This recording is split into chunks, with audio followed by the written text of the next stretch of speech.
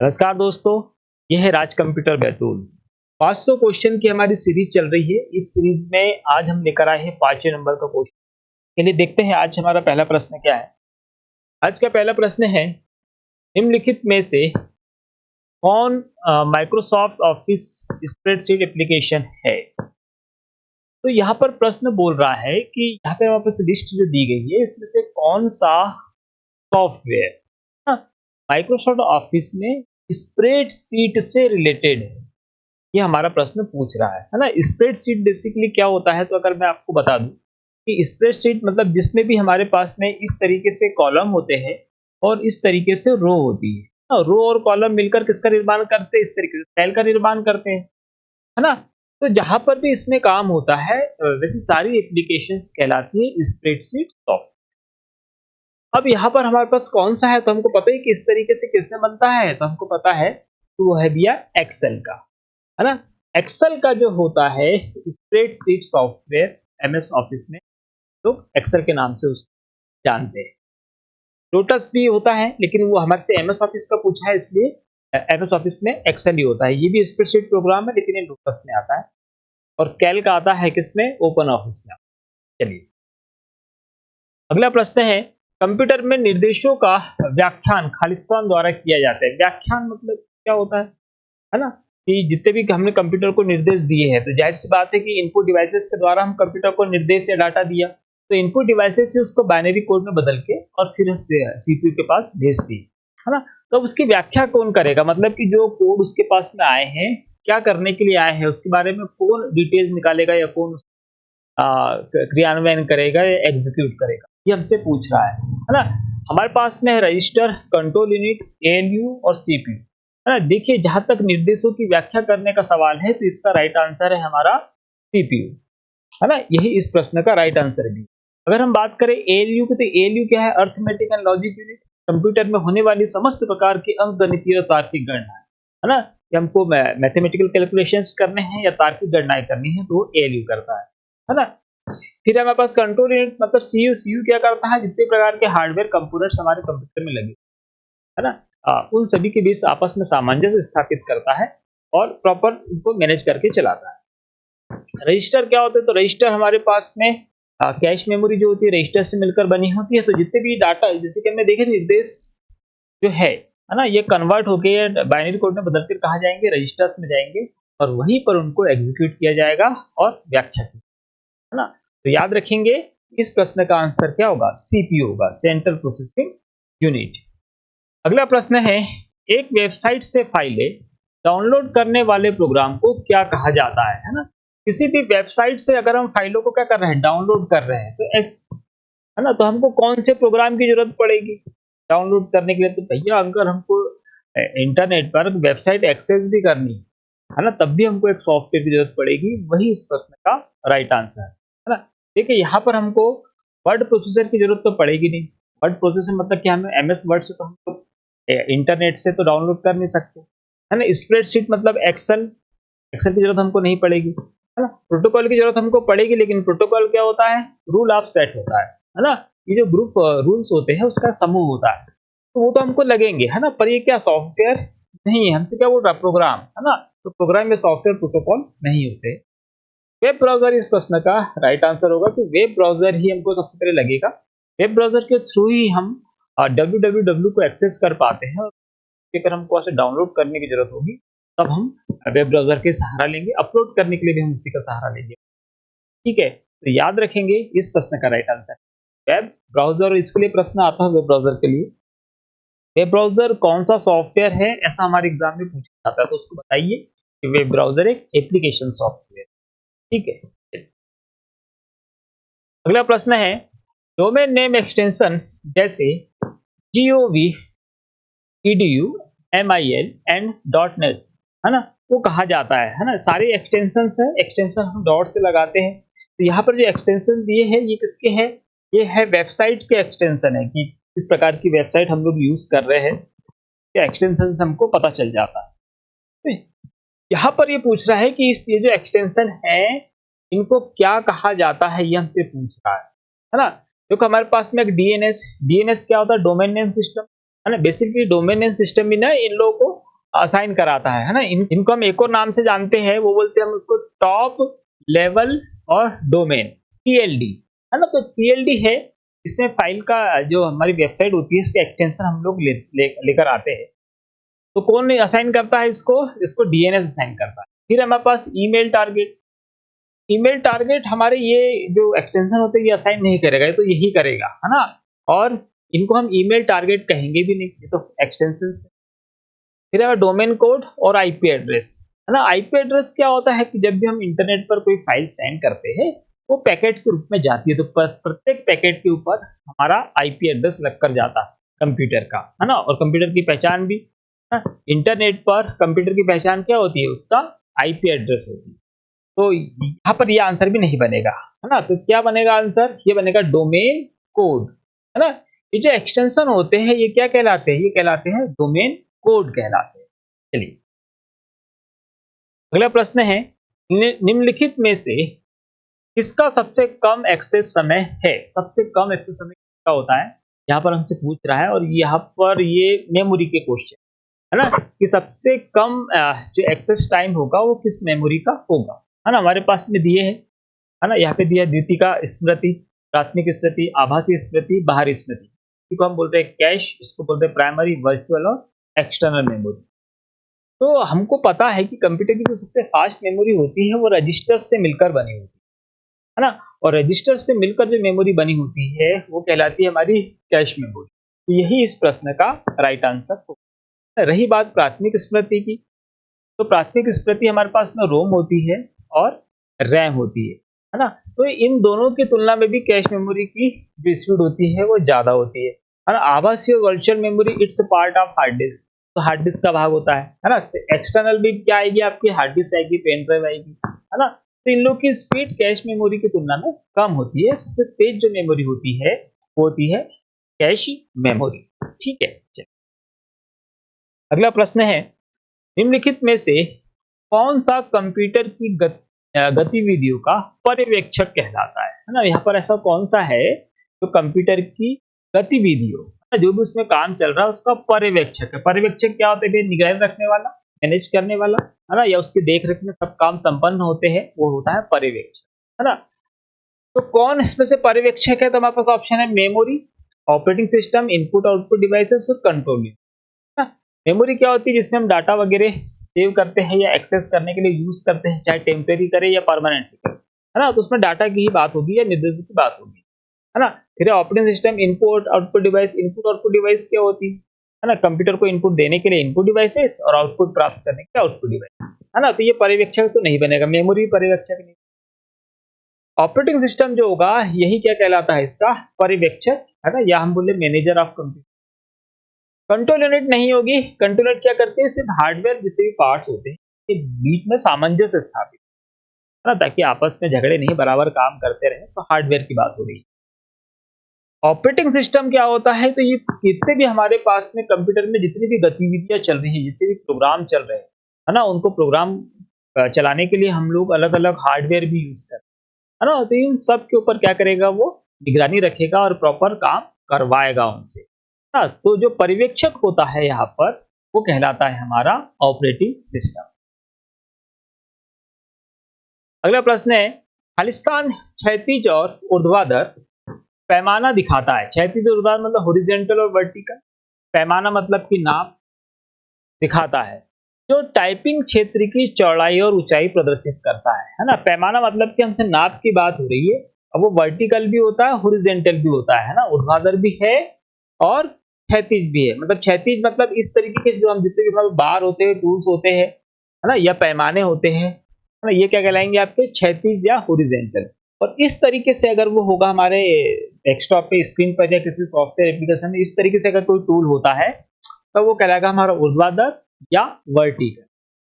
चलिए पैमाने की बात हो रही, मतलब कि किसकी बात हो रही, नाप की बात हो रही है, नापने वाले की। तो यहाँ पर ऐसा कौन सा है जो इस तरीके से, मतलब पैमाना मतलब नापने की बात करें, वो भी कहाँ पर, है ना, जब हम टाइपिंग कर रहे हैं तो टाइपिंग क्षेत्र की चौड़ाई, है ना, और ऊंचाई को प्रदर्शित करता है।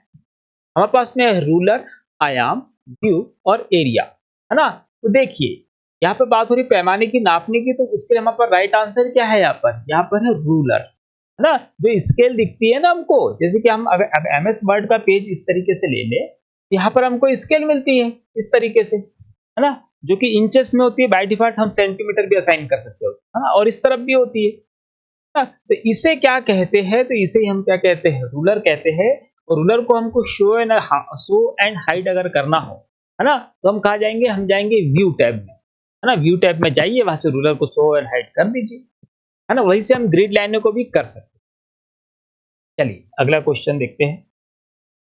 अगला प्रश्न है, नीचे सूचीबद्ध किए गए शब्दों में से विषम शब्द को पहचानिए, है ना। ये मतलब यहाँ पर कुछ शब्द हमको दिए गए हैं और इसमें से सिमिलर है कुछ शब्द और एक अलग होगा, तो हमको विषम शब्द मतलब कि जो शब्द इसमें से अलग है उसको पहचानना है, वही हमारे प्रश्न पूछ रहा है। हमारे पास में एप्लीकेशन, पेरिफेरल डिवाइसेस, प्रोग्राम और सॉफ्टवेयर, ना। तो देखिए, या अगर हम बात करें प्रोग्राम क्या होता है, निर्देशों का समूह, है ना। कंप्यूटर को जितने भी हम कमांड देते हैं निर्देश कहलाते हैं, ना।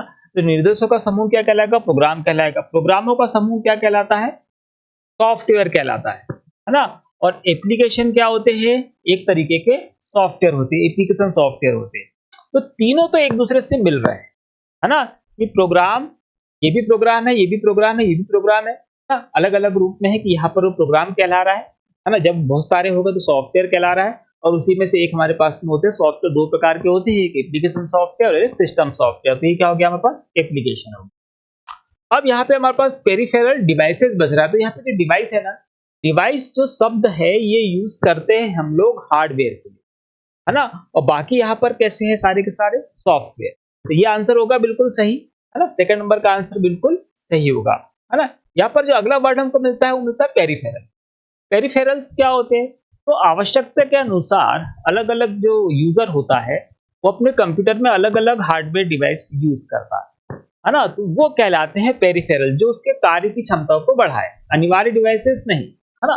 जो अलग से किसने प्रिंटर लगा लिया, स्कैनर लगा लिया, बारकोड रीडर लगा लिया, है ना, या ओएमआर लगा लिया, ओसीआर लगा लिया, एमआईसीआर लगा लिया, है ना, प्रोजेक्टर लगा लिया। तो ये अलग अलग प्रकार के क्या है, डिवाइसेस है। जैसा यूज होगा वैसे डिवाइस वो यूज कर रहा है, तब ये कहलाते हैं पेरिफेरल डिवाइसेस, है ना। तो याद रखेंगे, यही इसमें अलग है, बाकी सब सेम है।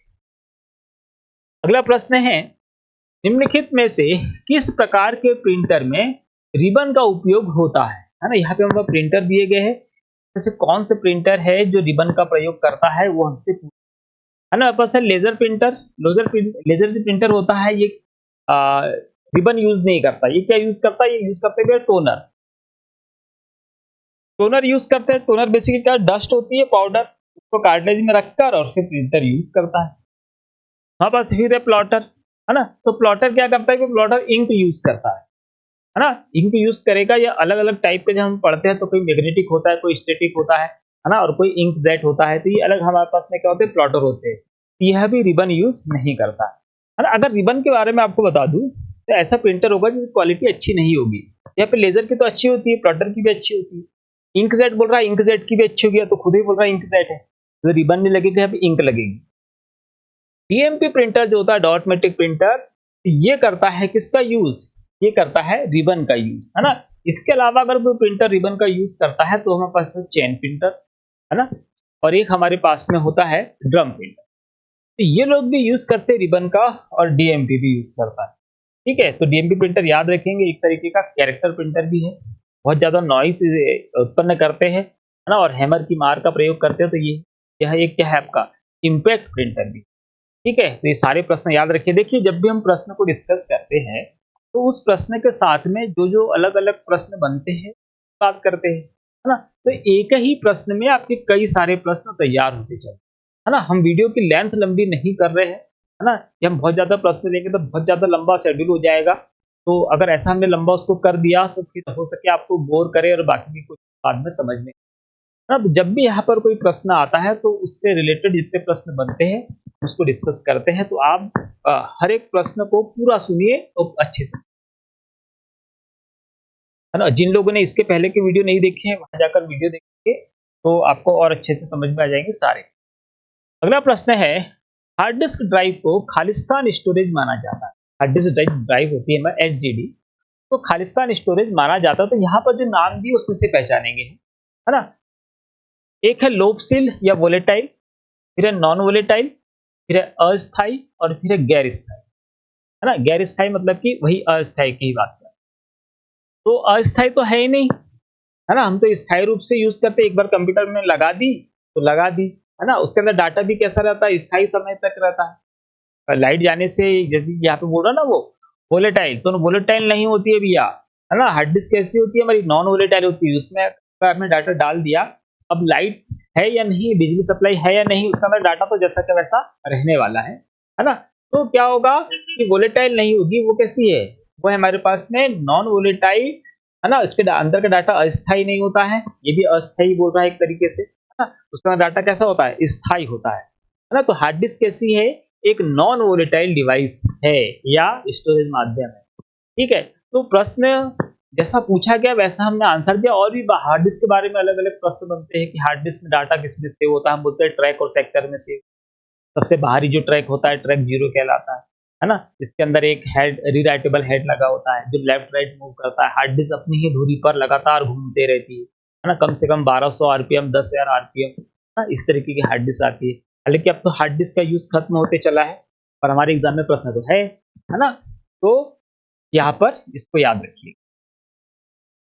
अगला प्रश्न है, विंडोज सिस्टम के डेस्कटॉप की स्क्रीन पर प्रदर्शित इमेज को खालिस्तान कहा जाता है ना। जो विंडोज सिस्टम होता है उसके डेस्कटॉप की जो स्क्रीन होती है ना, तो उस पर जो इमेज प्रदर्शित होती है, चित्र प्रदर्शित होता है, उससे क्या कहते हैं, है ना। तो पहली चीज तो ये कि जैसे हमने कंप्यूटर ऑन किया, ऑन करते से जो स्क्रीन हमको दिख रही है वो कहलाती है डेस्कटॉप स्क्रीन, है ना। और उस पर जो इमेज लगी हुई है उससे क्या कहते हैं ना। तो बहुत लोगों को इसका आंसर पता भी होगा, वो चाहे कमेंट में आंसर दे सकते हैं। देखिए क्या होगा, वो मेन इमेज होगी क्या, नहीं। डेस्कटॉप इमेज नहीं, विंडोज इमेज नहीं, क्या कहलाएगा हमारा, वॉलपेपर कहलाएगा भैया, है ना। इसके लिए और भी इसको अलग तरीके से घुमा के प्रश्न पूछता है ना, कि डेस्कटॉप की पृष्ठभूमि को क्या कहते हैं, है ना, या डेस्कटॉप के बैकग्राउंड को क्या कहते हैं, है ना। ऐसे भी प्रश्न इसी के अकॉर्डिंग पूछता है। जो पीछे हम वॉलपेपर लगाते हैं तो देखकर हमको अच्छा लगे, हमारा कंप्यूटर जैसे ऑन हो तो हमको फील अच्छा है, उस तरीके के हम वहां पर वॉलपेपर यूज करते हैं, ठीक है। चलिए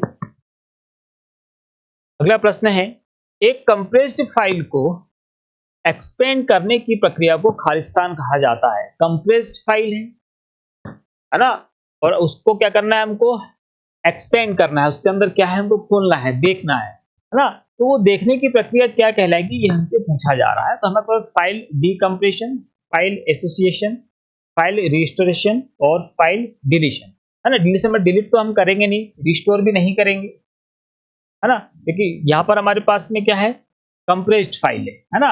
अगर रिस्टोर की अगर बात करें तो जो बैकअप फाइल होती है उसको हम रिस्टोर करते हैं, तब भी राइट आंसर यहाँ बनता है ना। लेकिन हमारे पास कैसी है, कंप्रेस्ड फाइल है ना। फिर फाइल एसोसिएशन, ऐसा तो कुछ नहीं होता, है ना।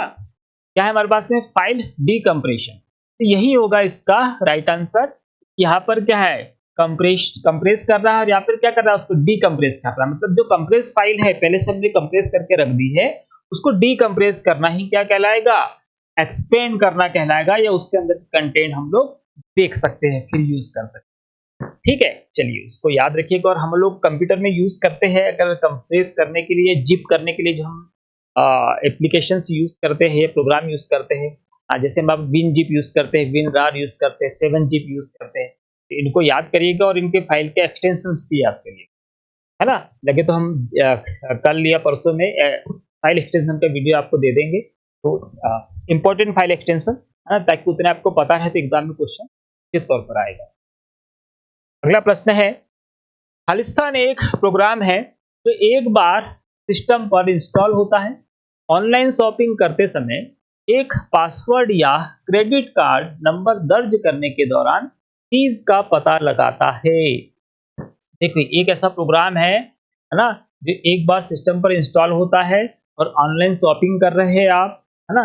तो यह तो एक पासवर्ड, क्रेडिट कार्ड नंबर ना दर्ज करने के दौरान कीज का पता लगाता है, हाँ, कि आपने कौन सी कीज डाली है या कौन सा पासवर्ड डाला है। एक बार इंस्टॉल हो जाएगा आपके कंप्यूटर में, उसके बाद में जितने भी कीज या ऑनलाइन अगर आप प्लेटफॉर्म यूज कर रहे हैं, वहाँ पे पासवर्ड का यूज कर रहे हो, है ना, चाहे क्रेडिट कार्ड का हो, एटीएम कार्ड का हो, तो उसको क्या करता है, वो पता लगा लेता है वो क्या कहना, ये हमसे पूछ रहा है ना। एक है एडवेयर। एडवेयर वे सॉफ्टवेयर होते हैं जो हमको ऐड दिखाते हैं, है ना, कि हम यूट्यूब पर या गूगल पर है, नहीं किसी और एप्लीकेशन में है, तो वहाँ पर जो ऐड हमको दिखते हैं तो वो एडवेयर का काम होता है ना। तो यूजर की रुचि के अनुसार उसको ऐड दिखाते रहता है।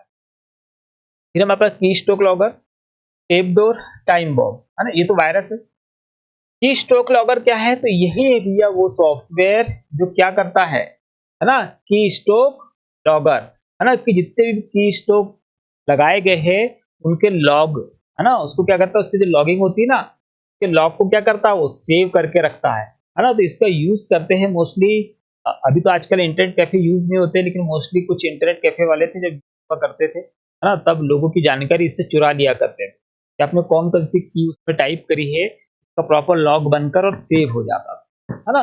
तो की लॉगर है जो आप ये पासवर्ड या ऑनलाइन शॉपिंग में दर्ज करते हैं, किसी और के डिवाइस की बात करें, आपके डिवाइस की नहीं, है ना, किसी और का जब हम यूज करें तो ध्यानपूर्वक यूज करें, कि आजकल बहुत सारे ऐसे डिवाइसेस रहते हैं, ये सॉफ्टवेयर रहते हैं जो प्री इंस्टॉल रहते हैं।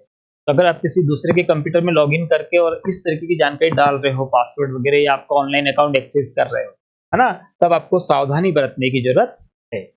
ठीक है, चलिए अगला प्रश्न है हमारे पास में, कंप्यूटर के बायोस कहाँ स्टोर होते हैं, है ना। कंप्यूटर का जो बायोस होता है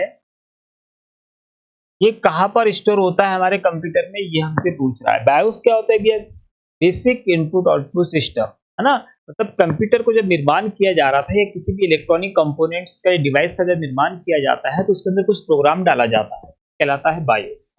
और कंप्यूटर का बायोस क्या करता है, ये कंप्यूटर को चालू करने के लिए उत्तरदायी होता है ना। इसका सबसे पहला जो काम होता है वो होता है पोस्ट का, POST, है ना, पावर ऑन सेल्फ टेस्ट, है ना। जैसे ही कंप्यूटर ऑन होता है तो सबसे पहले भी कंपोनेंट्स होते हैं उनको बिजली दिखाई देगा और प्रॉपर चेक करेगा, अगर कोई काम नहीं कर रहा है तो वो एरर दे देगा, है ना। फिर वहां का कंप्यूटर रुक जाएगा, वो बूटिंग के लिए नहीं जाएगा, है ना। तो यहाँ पर पोस्ट का काम है बायोस। फिर बायोस कंप्यूटर में कहाँ स्टोर करके रखा जाता है, ये हमसे पूछ रहा है। हमारे पास में है डी रैम, रैम में तो होगा नहीं। हमारे पास है कैश, कैश मेमोरी में भी नहीं होगा, ये तो कंप्यूटर ऑन होने के बाद है। एस रैम, ये तो इसी के बारे में फुल फॉर्म है, स्टैटिक रैम, ये रैम में भी नहीं होगा। रोम, है ना, रोम इसका राइट आंसर होगा भैया, है ना, कि बायोस बेसिकली कहा जाता है, कहाँ रखा जाता है, तो रोम में रखा जाता है ना। यहाँ तक कि हम लोग बायोस जो है वो रोम को ही कहते हैं, है ना। एग्जाम में प्रश्न में पूछा जाता है कि रोम बेसिकली क्या है, तो रोम बायोस है ना। ये बायोस बेसिकली क्या है, तो रोम है ना। क्योंकि इस रोम जो चिप होती है, हमारे पास हार्डवेयर पार्ट होता है, उसके अंदर इसी सॉफ्टवेयर को रखा जाता है। ठीक, चलिए इसको भी याद रखिए। अगला प्रश्न है, निम्नलिखित में से कौन सा विकल्प डेटा को रोज और कॉलम के ग्रिड में प्रदर्शित करने के लिए करते हैं, है ना। मतलब यहाँ पर ऐसे कौन सा ऑप्शन है हमारे पास में, या डेटा है जो रोज और कॉलम में ग्रिड में प्रदर्शित करते हैं। तो डाटा आपको होगा तो रो है, आपको पता है इस तरीके से क्या आपके कॉलम है और इस तरीके से क्या आपकी रो है ना। तो इसमें डेटा को प्रदर्शित करने के लिए करते हैं। तो हेडर कहाँ कहाँ पर होता है, पेज के ऊपर की तरफ होता है। फुटर कहाँ होता है, पेज के नीचे की तरफ होता है। तो इसमें तो हमारे पास इस तरीके से रो और कॉलम है। पैराग्राफ तो हमारे पास रनिंग मैटर होता है ना, ये 4-5 लाइनों का, 10 20 50 लाइनों का एक पैराग्राफ है, कंटिन्यू लाइनें से, उसमें भी नहीं यूज करते हैं इस तरीके से। टेबल में हम जरूर यूज करते हैं, है ना, कि टेबल जब भी हम निर्माण करते हैं तो उसमें कॉलम भी होते हैं और रो भी होते हैं, है ना। तो टेबल का उपयोग हम करते हैं जब किसी डाटा को हमको रो और कॉलम ग्रिड के रूप में प्रदर्शित करना हो, है ना। तो यही इसका राइट आंसर। अगला, चलिए, तो ये हो गया हमारे पास में आज के प्रश्न, है ना। कल फिर आएंगे हम नए प्रश्नों के साथ में। जिन लोगों ने पुराने प्रश्न नहीं देखे हैं देखिए, इंपॉर्टेंट है ना। इसके पहले हमारे 1500 क्वेश्चन की सीरीज, उसके बाद 1000 क्वेश्चन की सीरीज, 500 क्वेश्चन की सीरीज, तो ये सारी सीरीजें मोस्ट इंपॉर्टेंट है। अब आपके पास समय कितना है उसके हिसाब से प्रश्न देखिए। अच्छा समय है आपके पास में तो 1500 क्वेश्चन देखिए, कम है तो 1000 क्वेश्चन, और बिल्कुल नहीं है तो फिर 500 क्वेश्चन की देखिए, और समय हो तो पूरा की पूरी देखिए, बहुत अच्छे नंबर आपके कवर हो जाएंगे एग्जाम में। ठीक है, तो मिलते हैं जल्द किसी और वीडियो के साथ, तब तक के लिए जय हिंद।